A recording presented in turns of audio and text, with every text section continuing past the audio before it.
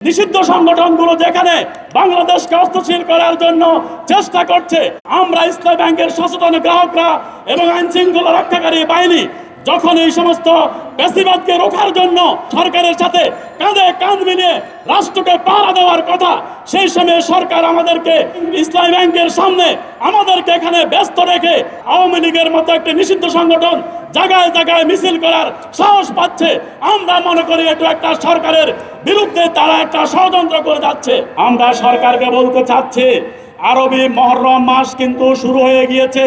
এই মহররম মাসেই হাসান হোসাইন কারবালার প্রান্তরে ইয়াজিদের কাছে কখনো পরাজিত হয় নাই।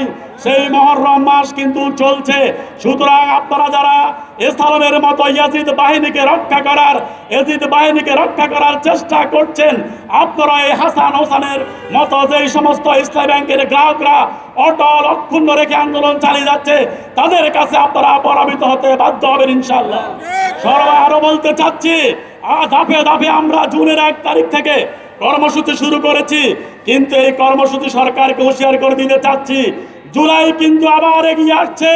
কর্মসূচি কিন্তু যদি জুলাইয়ের দিকে ধাবিত হয়, তাহলে এই কর্মসূচি যদি কোনো 5ই আগস্ট ঘটায় ফেলে, সেটা কিন্তু আপনাদের জন্য সুখকর হতে নাও পারে।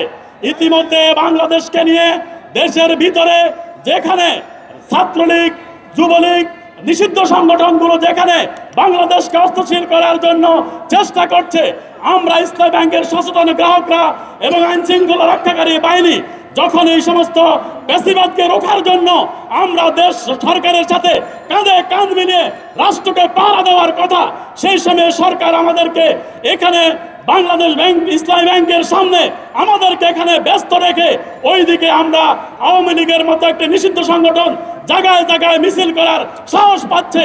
আমরা মনে করি এটা একটা সরকারের বিরুদ্ধে তারা একটা ষড়যন্ত্র করে যাচ্ছে।